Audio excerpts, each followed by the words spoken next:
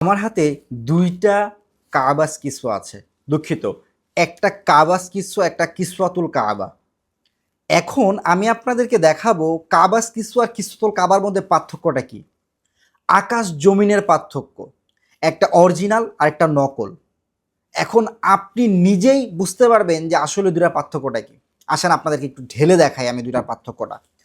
আমার ডান হাতে যে দেখতে পাচ্ছেন এটা হচ্ছে আমাদের কাবাস কিসওয়া, আর আমরা বাজার থেকে একটা লোকাল কিসওয়াতুল কাবা কিনেছি।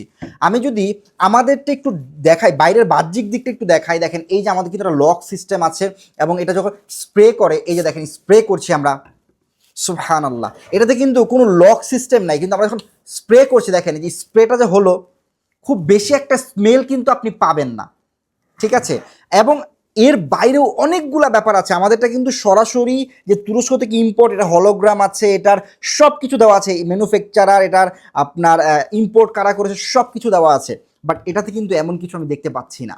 এবং আমি জাস্ট এটা একটু আপনাদেরকে ঢেলে দেখাই, তাহলে এটার ফ্র্যাগ্রেন্সের ডিফারেন্সটা আপনারা বুঝতে পারবেন। এটা হচ্ছে আমাদের অরিজিনাল কাবাস কিসওয়া। এই যে আমি আপনাদেরকে ঢেলে দেখাচ্ছি, দেখেন একেবারে অ্যাজ লাইক র ওয়াটার, একেবারে পানির মতো কালার। বাট আপনাকে যদি এটা ঢেলে দেখাই, আপনি বুঝতে পারবেন যে এটার পার্থক্যটা কি। দেখেন এটা আপনার মনে হবে যে এটা একটা দুধ, হ্যাঁ, এটা যে কেমিক্যাল দেখেই বোঝা যাচ্ছে। আপনি নিজে দেখেন, আপনারা নিজেই দেখেন যে দুইটার পার্থক্যটা আপনারা নিজেই দেখেন। এটা হচ্ছে অরিজিনাল, এটা হচ্ছে কেমিক্যাল। সো আশা করি আপনারা বুঝতে পারছেন। সো অবশ্যই আমি বলবো দেখে শুনে যাচাই বাছাই করে কিনুন।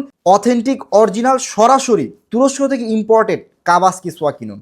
আসসালামু আলাইকুম।